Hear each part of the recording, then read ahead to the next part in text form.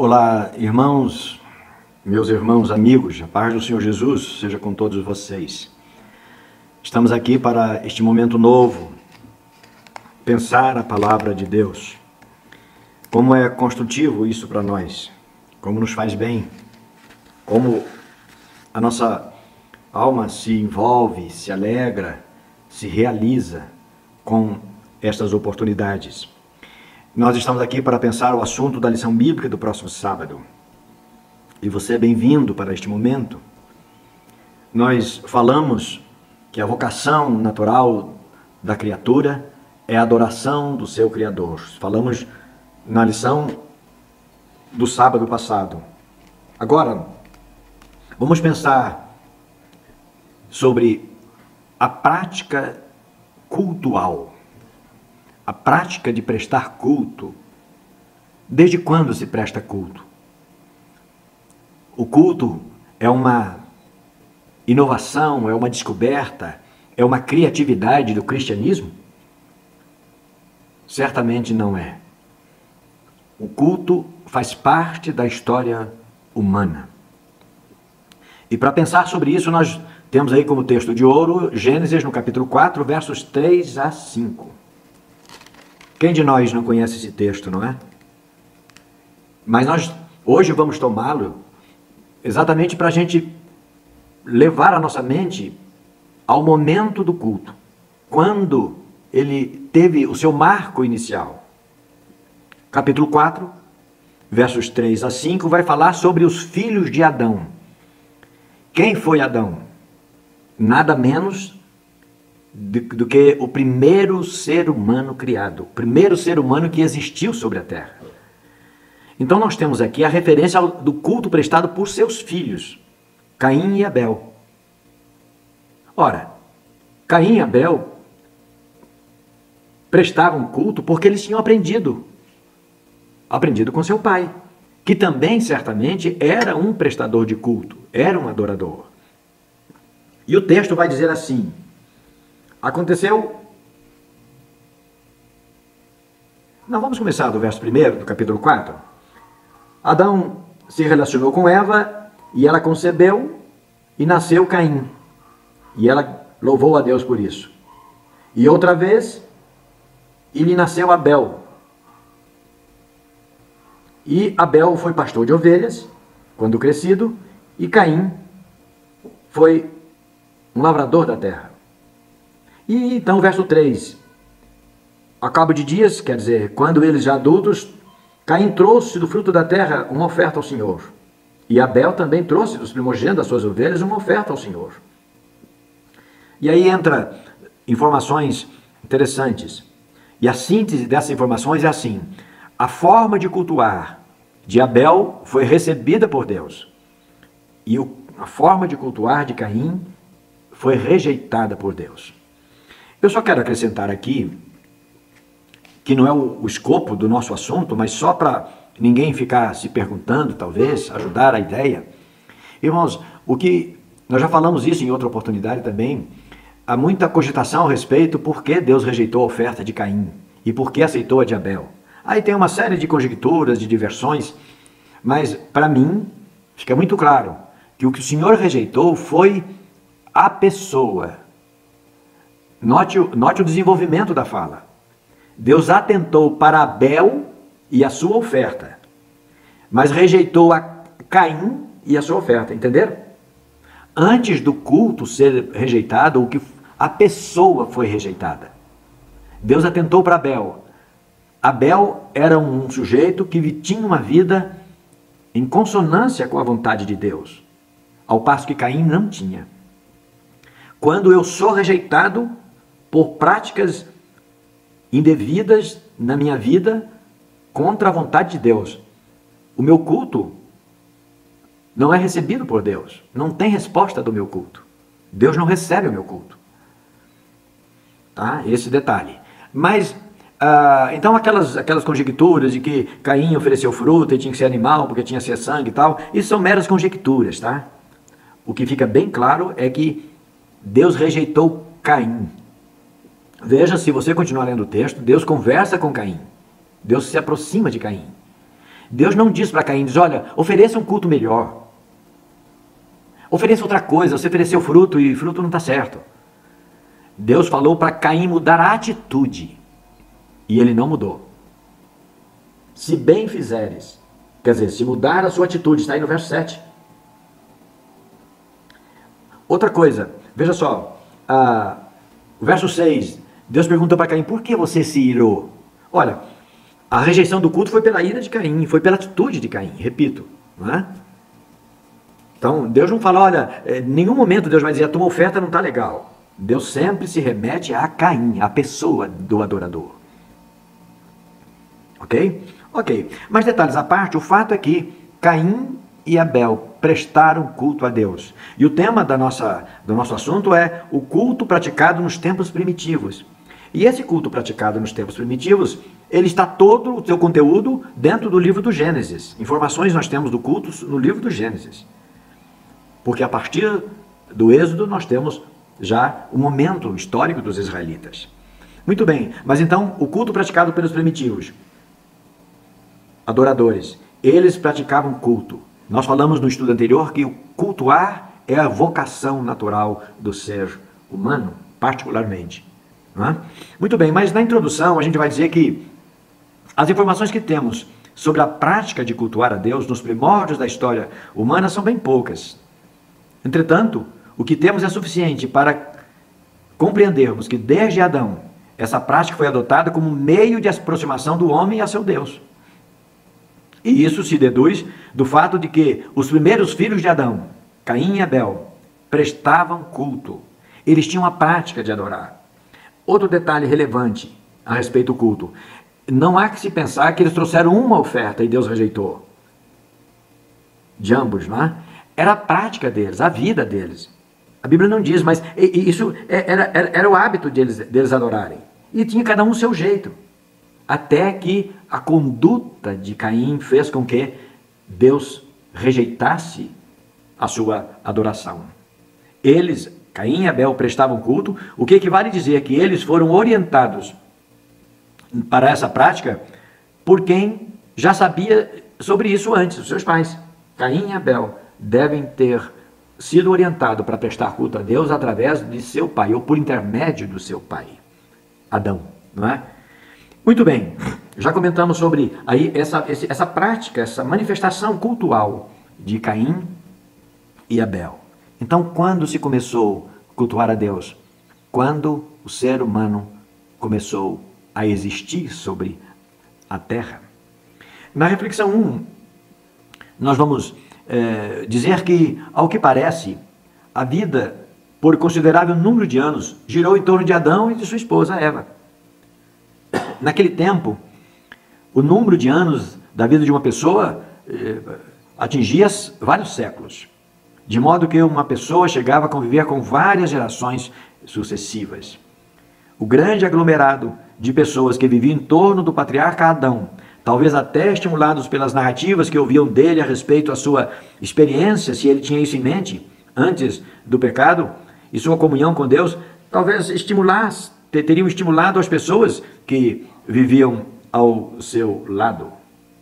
Isso foi se dando até que, com o passar do tempo, o culto passou a ser devidamente estabelecido, organizado.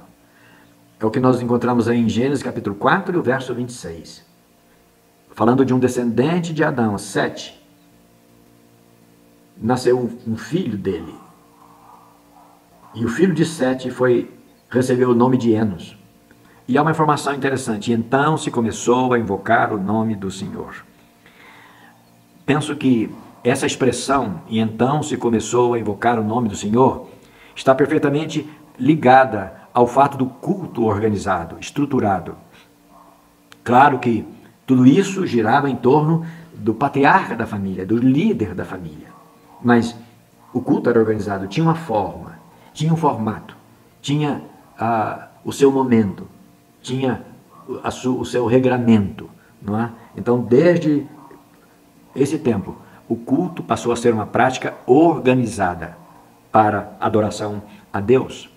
E na sequência 1 a gente vai lembrar de um detalhe que é relevante a ser notado E isso se refere ao culto que sempre foi desenvolvido através de uma prática que pudesse representar a real presença divina entre os adoradores. Prestar culto a Deus. Veja, irmãos, que Caim e Abel, eles prestavam culto e eles traziam. Caim trouxe do fruto da terra, Abel trouxe dentre os animais, das suas ovelhas, e nós vamos encontrar sempre o cordeiro, vamos encontrar sempre uma oferenda. No culto israelita nós vamos encontrar isso também, não era só cordeiro, se ofertava bolos, pães ázimos e etc, não é? Ervas e tudo bem, e tudo mais. Então, o culto sempre foi marcado pela presença de um elemento ali, não era simplesmente a manifestação auricular, as pessoas falando, se pronunciando, tinha algum custo, tinha alguma oferenda. Não se tem notícia do culto sendo praticado sem que um animal fosse morto, cuja morte representava a pessoa do resgatador do homem, que morreria tempos mais tarde. Cujo resgatador, nós sabemos hoje, é o Senhor Jesus. E dele, João dá o testemunho lá no seu Evangelho, capítulo 1, verso 29. João dava testemunho de Jesus. E num certo dia, João estava falando a um grupo de pessoas num determinado lugar e Jesus se aproximou. E quando Jesus se aproxima, ele diz, olha ele aí, esse daí que está chegando é aquele de quem eu estou falando para vocês. E ele define aquele que estava chegando, que era Jesus, com as seguintes palavras: este é o Cordeiro de Deus, que tira o pecado do mundo. Interessante. Então, a prática do culto está sempre ligada a uma oferenda, a algo que represente, que tipifique aquele que é o resgatador dos homens. Por isso, quando Jesus institui a ceia, ele diz, quando vocês tomem a ceia, lembrem-se que eu sou o Cordeiro, que eu fui oferecido por vocês, pelo resgate de vocês. Este pão é minha carne, este cálice é o meu sangue. Não é? Façam isso, praticam isso em memória, em lembrança minha, disse Jesus. Não é? Na reflexão 2, a gente vai lembrar que de Adão até a formação do povo de Deus no Egito, o culto era familiar. Quem era o pastor? Quem era o líder do culto? Era o patriarca, o ancião, o pai da família. Era ele quem executava o ofício de sacerdote. Era ele quem liderava o culto. Ele também sacrificava o animal sobre o altar. Assim, culto, oferta e altar são elementos inseparáveis no culto ao Deus do céu. A gente se refere aí a Gênesis capítulo 8, e Gênesis capítulo 8 nós temos a retomada de Noé, não é? A retomada da vida, quando ele sai da arca. Deus manda que ele saísse da arca e com ele todas as alimárias, ou todos os animais que estavam com ele na arca, sua família. E quando Noé desce da arca e se acha em terra firme, ele sacrifica animais. Não é? Então, ele levanta um altar e sacrifica animais limpos a Deus, cujos animais representavam o Cordeiro de Deus, que nós falamos aí na sequência 1, que era Jesus Cristo, identificado por João como Cordeiro de Deus, que tira os pecados do mundo. Noé fez isso quando desceu da arca, construiu um altar e ofereceu ali sacrifícios a Deus, num gesto de culto, como adorador, louvando a Deus, bendizendo a Ele, louvando ao Senhor. Mas dentre os patriarcas, que era o líder, que liderava toda a família, inclusive na parte espiritual, o culto, Abraão talvez seja o que mais se destacara como líder patriarcal na adoração.